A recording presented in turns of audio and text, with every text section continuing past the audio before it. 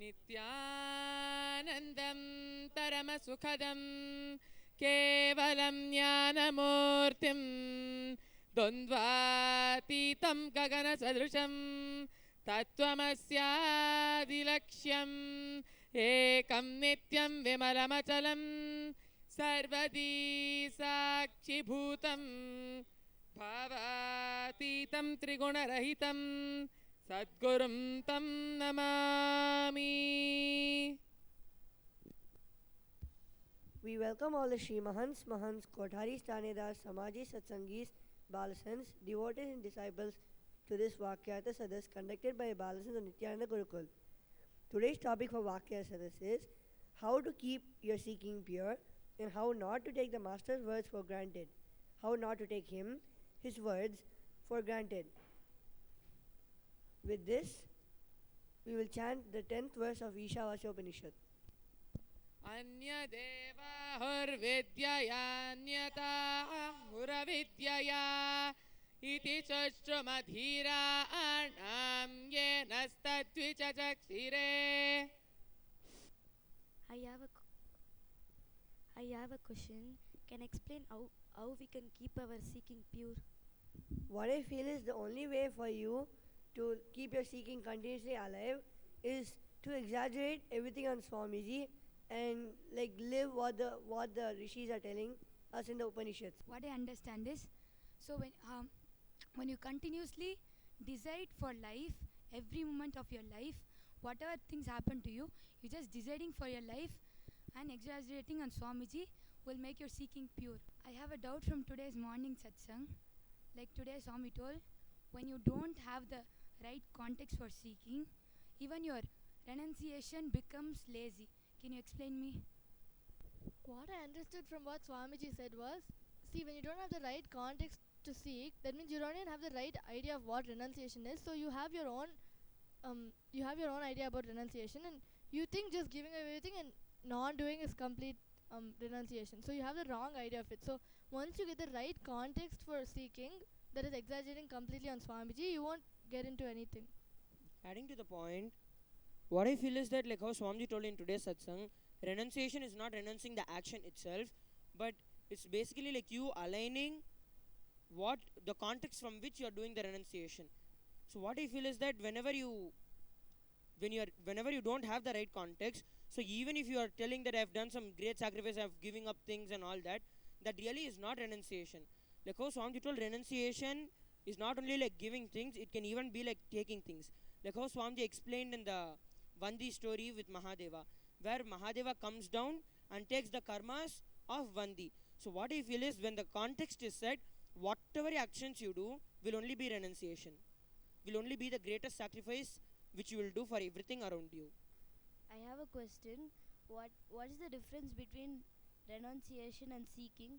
What is the difference between both of them is, the renunciation is the act you do and the context of it should be seeking. Adding to what he just said, like, see, when we start seeking from a right context, all our actions start becoming renunciation. Means, like, we never hold on to anything and we'll be in a space of continuously giving, enriching people. So when we have seeking from a right context, all our actions will be graceful in the form of renunciation.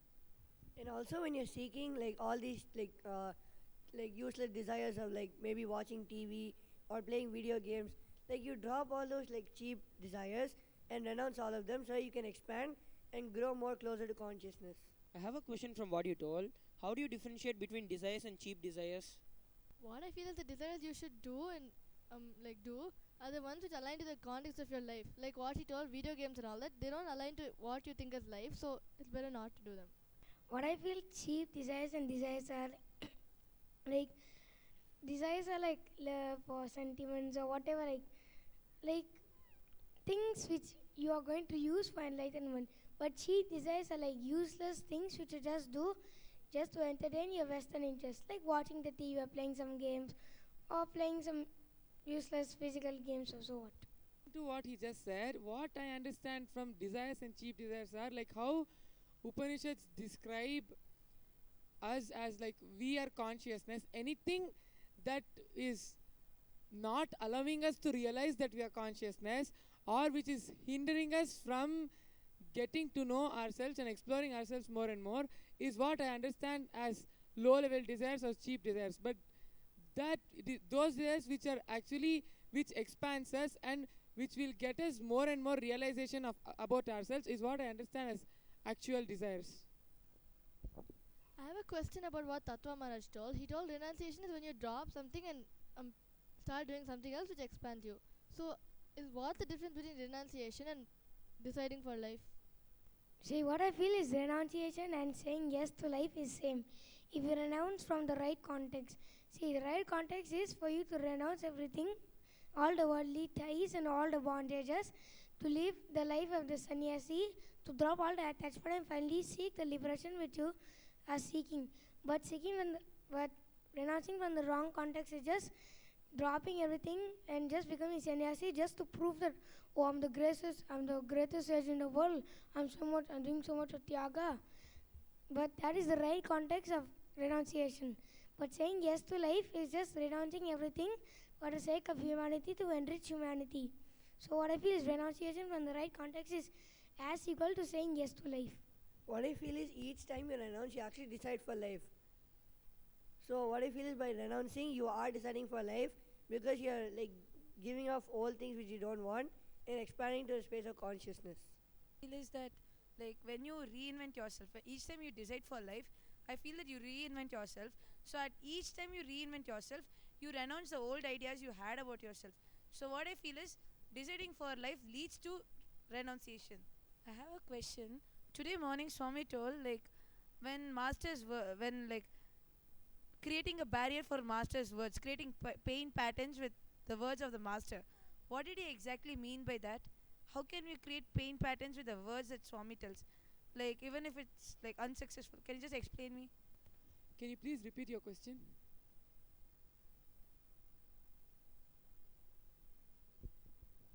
Today morning Swami told that like when the master happens first in the disciple's life, the seeking is so high and the disciples just start listening completely and following whatever Swami tells, and slowly when that as time passes, slowly the disciple starts creating a barrier, like associate starts creating pain patterns with the words.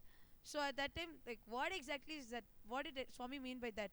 Creating pain patterns with master's words. What does Swami mean by that? What I feel is that, like how Swamiji told in today's satsang, Swamiji also told that without knowing the context of something properly, the truth itself can be misused and can be missed. So what I feel is whenever you understand the truth with some vested interest and all that, so those are the times, like maybe you started following Swamiji's words and the seeking was there for fulfilling one part of your desire. So your seeking was very high during the start. But when you think that the desire has been completed, then all your seeking is lost and everything is lost. So that is why I feel that you start taking things for granted, whatever Swamiji says for granted and all that. So whenever you are ready to transform, when you think that no, my purpose itself is for me to experience I am consciousness, when you have that as your purpose and when you start working towards it, then what I feel is you'll never take Swamiji's words for granted.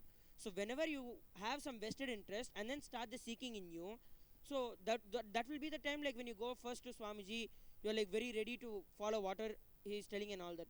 So maybe you would have got some benefits from it and then you thought, okay, Swamiji has given me already so much, why should I take any more responsibility? So you start getting into that attitude. So I feel that that is what brings you the pain. So this is how I feel with the master's words, you can create pain patterns in you. Just adding to his point, what I feel is like when you first go to a master, when a disciple first sees his real master and goes to him, he'll have so much of enthusiasm. He'll feel so much of like excitement and its seeking will be very high. But when slowly over time he starts taking the master for granted because he thinks that only I have this, because only I have this master, other people are not having this master. That's why what's the use of following this? I am only the greatest one in the world. So you start taking the master for granted. So when you start having these pains is when the master tells something, when the master tells some truth, because you take the master for granted and you have already been listening when he's giving the truth, when when he's giving the satsangs, when you try to contemplate on it, you start having the boredom and tiredness, which eventually leads to a pain. Oh my God, I'm able to contemplate. It's so hard for me. Oh, this contemplation is useless for me. I'll go to another guru. So you leave the guru from whom you once had, you once got the sacred truths, and in which you had so much of seeking for, you lost it. What I feel is like when we first meet the master, we have such deep seeking because we are already suffering so much in life. But then as we start following whatever the master tells, like how Sundareshwaram has explained, as our problems, everything starts becoming lesser and lesser, we get into the space of ignorance. And by the ignorance, we get into the space of arrogance, where we stop listening to the master and instead we'll start doing actions which are actually opposite to what the master starts telling us. So by this, what happens is the arrogance becomes more and more, and we feel we are greater than the master, which will directly lead us for losing the master itself. So what I feel is having the deep seeking all the time with the master, knowing that the master will lead you to something higher and higher in life. And as Swamiji tells, the love of the master comes to you and comes back from you as love for the master. And finally it becomes you and the master. There will not be anything you and the master. You become the master. So till the time that happens, you should have such deep seeking. After that happens, as Swamiji tells, it will become an automatic system in you that you'll constantly seek in life. Adding to his point, also what I feel is that like whenever you see Swamiji's so much of compassion for you and does like everything Swamiji just overflows his love on you, I feel that you just think that, oh, Swamiji is there for me to take care, why should I work? And you just become very insensitive and you become so arrogant that you don't want to take any responsibility for you and for the things around you in your life. But instead, what I think you need to do is, see, when you understand that so much Swamiji is showering with his compassion, with so much of unconditional love, he's showering you with so much of compassion and love, then I feel you need to take the responsibility to stand up along with Swamiji and to spread his mission. So instead, what we do is oh, Swamiji is already there for me, why should I bother? So that is what leads you to having the don't care attitude towards the master itself, I feel. So what I feel is basically when your purpose is not clear, that might even lead you to losing the master itself. So what I feel is first you need to align your purpose to consciousness, to how the consciousness is describing. Only then everything in your life can be aligned. I have a question. How can we not take some master's verse for granted? What I feel is by listening to Swamiji's words and following it, when we follow, will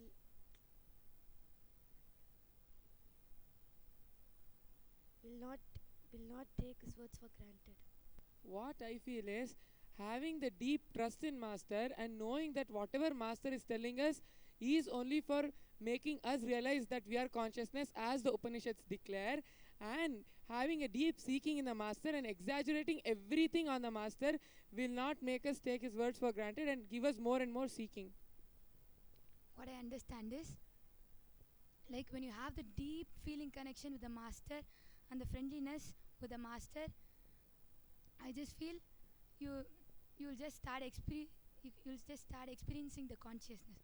So just by you having the feeling connection and devotion towards the master, you'll completely start listening to the master.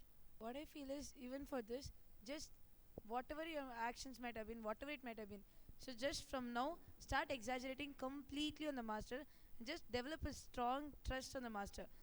And so, because of this, due to the divine intervention, the result will just be changed. So, I feel because of this, the seeking in you just grows and gets more deeper.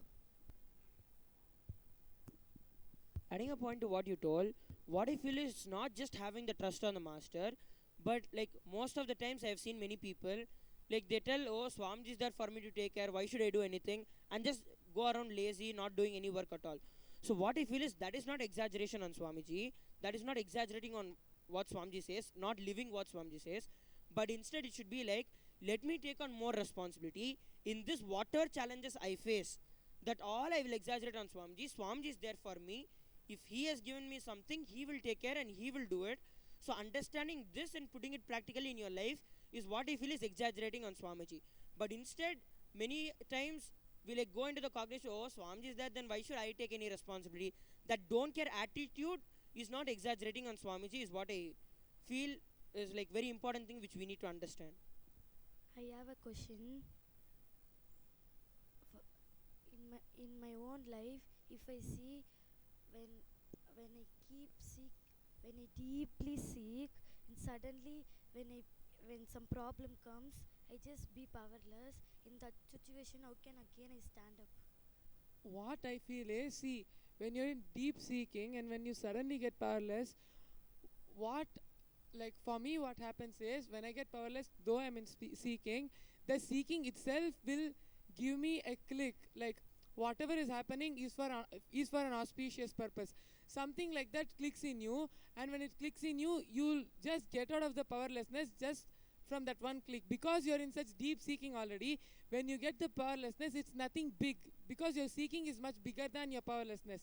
So when you get a click, when the seeking is more in you, it's like how Swamiji tells, even if there is a lot of cotton, just one spark can burn away everything.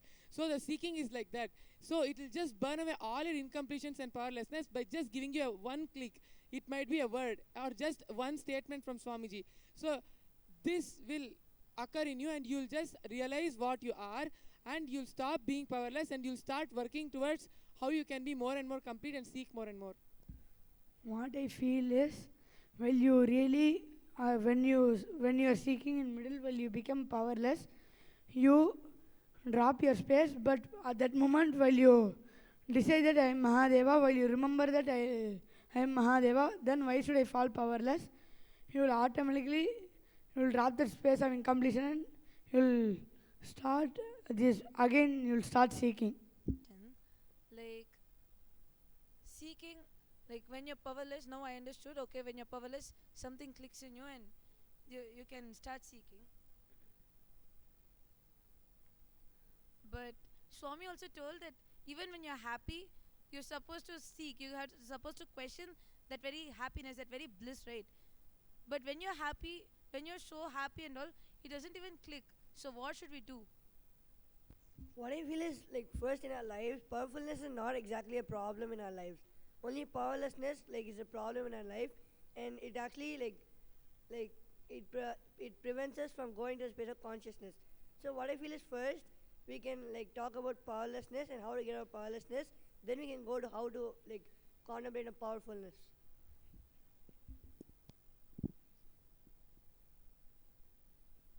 What I feel is that like whenever you're powerless, like how Swamiji told in today's satsang, reinventing yourself with the master's words continuously is seeking. So whenever like you listen to satsang, there are so many techniques where you can remember Swamiji's satsang and everything. Like how we do it, how I do it is like when Swamiji speaks, I just note down immediately the points which click with me, and then those really stay in me. So whenever I have a problem, whenever I get into some incompletion, all those points which clicked with me, I just immediately glance through everything, and then immediately I get a click out of it. So when I keep going through all these points which I noted down through the times, then naturally that just becomes a part of me. So the moment I get some problem or some incompletion, I'm just able to use it. So what I feel is whenever you are powerless, your decision to reinvent yourself based on how what Swamiji says, based on his words, is the only thing which will keep your seeking alive. So for you to seek, continue seeking even when you are powerless, the solution for it is like continuously you making a conscious decision, you making a proper willing decision to reinvent yourself based on what the master says.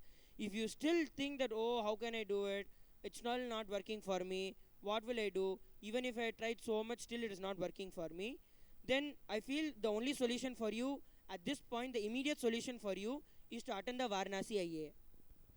I have a question. Like even in guaranteed solutions, Swamiji said like we're in a state of unconsciousness, and there's an unconscious part of our mind, and like now even you told like you make a conscious decision. So is there like an unconscious part in our mind, because consciousness fills everything? So how can it be unconscious? What I what I feel is, see, because the mind is created by us, there is no such thing as like something which is actually unconsciousness or consciousness in our mind is what I feel, because it is created by us. And like how Swamiji said, once you like realize that you are the consciousness, there is no mind, you get into the space of no mindness. So I feel there is like it is your creation, so you can have it either way you want, is what I understand. What I feel is that any decision you take from your mind itself is unconsciousness only. Because, like how Swamiji told, if something does not exist tomorrow, it does not exist today also. So, if you see from that understanding, then at one point we are all going to go beyond our mind. So, mind does not exist at all in the first place. So, if the mind does not exist, it is not at all part of consciousness at all. So, whatever is not part of consciousness, it is unconsciousness. So, whenever you take any decision from the mind, what I feel is that because when we understand the very way our mind functions itself, it's like so cunning, trying to put us in continuous incompletions, trying to make us grab the incompletions. Like how when Swamiji tells a story, like there was a lady who was like always worrying for everything, and there was a lady like this. So she had a potato farm. So at one time, the farm was the best. It produced the best quality potatoes for many miles together. So the one person like who was the helping her thought this would be the best opportunity to satisfy her, and would go and tell that lady that yours is the best thing, yours is the best crop for so many miles around. So then this lady will tell, oh God, now what do I do? For my pigs, I don't have any bad ones to put.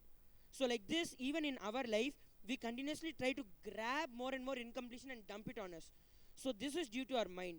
What I feel is that any decision you take from your mind is like only going to lead you to more and more unconsciousness. But whenever you decide to reinvent yourself based on what Swamiji says, you are like peeling a layer out of the mind.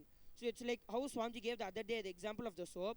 You're just changing, you're just completing each and every layer. At one point, the mind itself will just completely disappear. So whenever you keep reinventing yourself, that time only you're taking a conscious decision. Just adding to his point, what I feel that mind, because it is mind, when mind is created is when you're unconscious, when you're in incompletion, you unconsciously create the mind and you start supporting the mind. So, because if you come, when you get enlightened, when you start seeking, when you reach the most highest level of seeking, the mind will just disappear. So what exists today and what exists and what that avoids existing tomorrow cannot even existing today itself. So mind does not exist self. You only create it when you are unconscious and you are in incompletions. So whatever that comes out, any decision that comes out of mind is of course unconscious because the mind itself is unconscious. Question, like all the things what we see with our eyes that exist today and will not exist tomorrow. So all those things are not filled with with consciousness. What I feel is that, like, even in our own example, if you see, even when we close our eyes, even when we blindfold our eyes, we are still able to see and cognize things around us. So, what I feel is that you using your eye is just an instrument through which you see. That does not mean that it does not exist at all. So, even in the example, like, even in our own life, if you see, we're able to see even with our eyes blinded. Even when that cloth is tied around our eyes, we are still able to see things, read things, identify things, and continue on with our daily activities. So what I feel is that whatever you see with your this physical eye, as Swamiji told in the other day satsang, does not really exist. There is something which is much beyond. You will understand that and you will be able to perceive that when your third eye is awakened. So what I feel is that even what you are seeing with this physical eyes does not exist and is not the reality. Just adding to his point, see, yes, the eye may exist tomorrow and not be existing. The eye may existing today but not be existing tomorrow. But till then we have to use our eyes to see. But even then, even if our eyes gets lost, we by doing the third eye by blindfolding the two eyes and reading through the third eye, even when we lose the two eyes, we have the capacity to read through the third eye. So yes, we need the two eyes to see, but till we're in the body, we need the two eyes to see. But I still have a question about what Sundaresh Maharaj said. See, our body exists today and it might not exist tomorrow. Does that mean our body is not consciousness? See, like how Swamiji explained in one of the death sessions, the consciousness is like our body is the mirror and the consciousness is reflecting on it. So once we are no more not using this body anymore, it's like the mirror is broken, and the consciousness just reflects on another mirror. It's like that. So it doesn't mean the body doesn't have consciousness. It's just a mirror which is reflecting the consciousness, is what I understand from what Swamiji said. But isn't it that biomemory is the one which reflects and biomemory is the one which is transferred? Because body is going off here and biomemory is the one which is past. What I feel is that, like how Swamiji told, see, there are lots of biomemories which you carry, and like when one glass shatters, one mirror shatters, when you move on to the next thing, so there are some qualities which are absorbed from this and moving on to the next, so you can continue on. So what I feel is it's part of the karma baggage, the biomemory comes into the place, whereas the consciousness itself is the pure reflection which is untouched by the karma. But see, okay, now we found out that even our body has consciousness, even though it might not exist tomorrow. But that way, even our mind should be filled with consciousness, right? Because what you told before, like their unconscious decisions and all that. So even our mind should be filled with consciousness. See, once Swamiji told that now we are perceiving so many incompletions, we think we are going through so many incompletions, we are experiencing some space of completion after completing with those. But as Swamiji told, once you go completely beyond all these incompletions, when you realize that your consciousness, once you get to that space, when you look back at your whole life, you will just understand that you never had incompletions. The whole flow of your life itself was only completion. So what I feel is ultimately, because you're going to get at that space only, whatever you see now, whatever you perceive now as incompletions, pain, suffering, sorrow, desires, and everything will just completely change.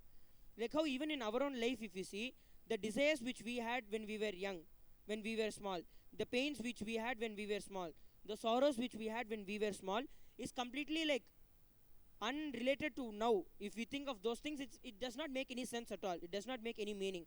So the same way, what I feel is that when we get onto the space where we realize that we are consciousness, that time when we look back at our own life, we'll just understand that everything was a flow of consciousness. Everything was only moving from completion to more completion to more completion and completion. So that time what I feel is you'll understand that neither what you think as mind existed nor what you thought as the reality existed. I have a question from what Swamiji said today in Satsang. See, like Swamiji told, right, master's words are the anchor. What is like only anchor? So what does Swamiji mean by master's words are the only anchor?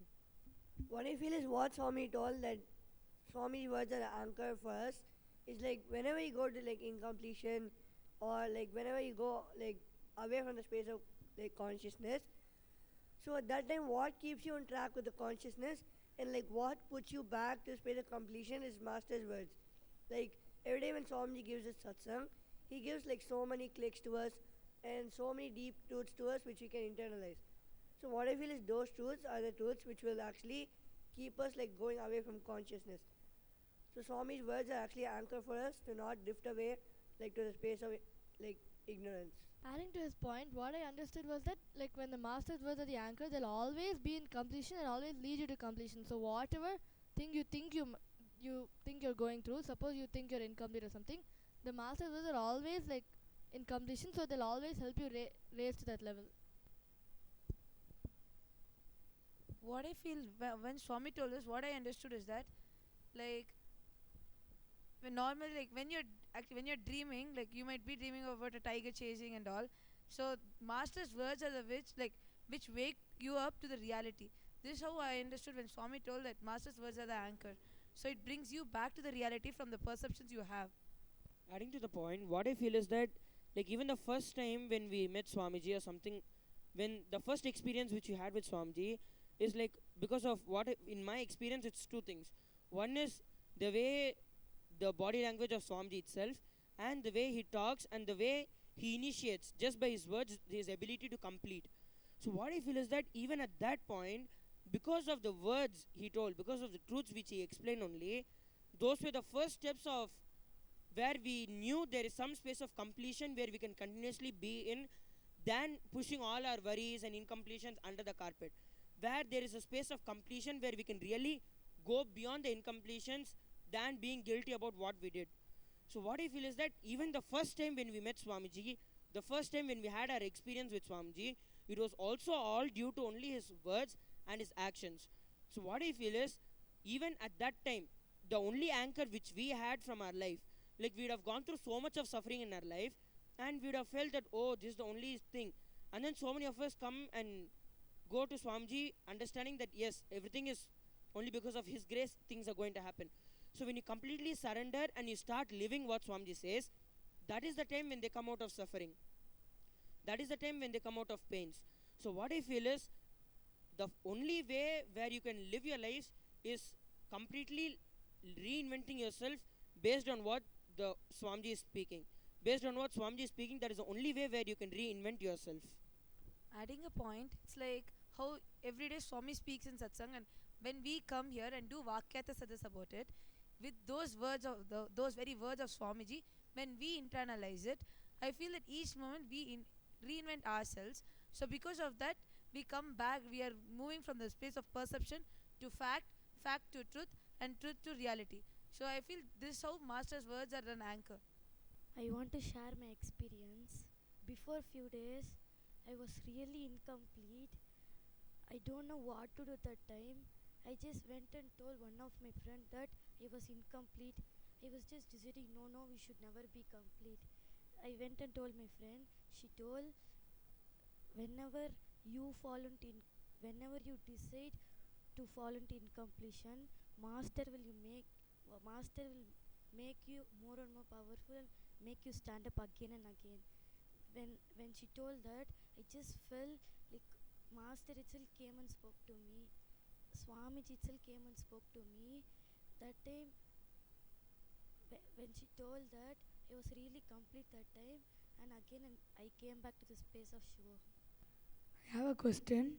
What Swami meant by telling enlightenment is too good to be true? What I understood when Swami told that, like we perceive is like too good, like it cannot be true and all, but it is the truth.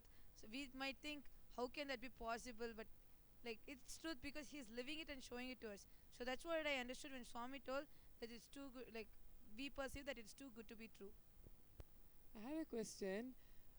What did Swamiji mean by telling seeking is the best way you can experience you?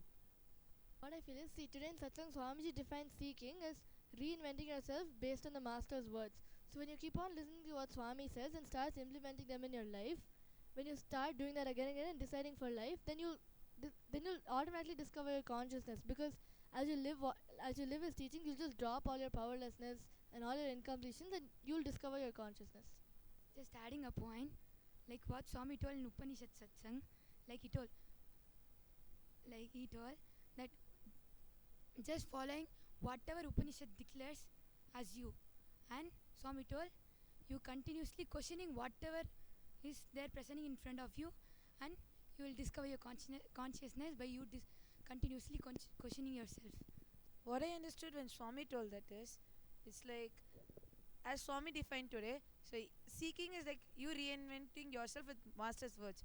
So as you continuously reinvent yourself, different dimensions of yourself gets opened up, and you will know about yourself much more. So that time is like, at that moment, each time seeking will lead you to much higher experiences about yourself, higher dimensions about yourself. This is what I understood. What I feel is, when you have the context of your life as seeking, you will dig, where Master also will guide you to the space of enlightenment, and you will experience the highest reality of your life.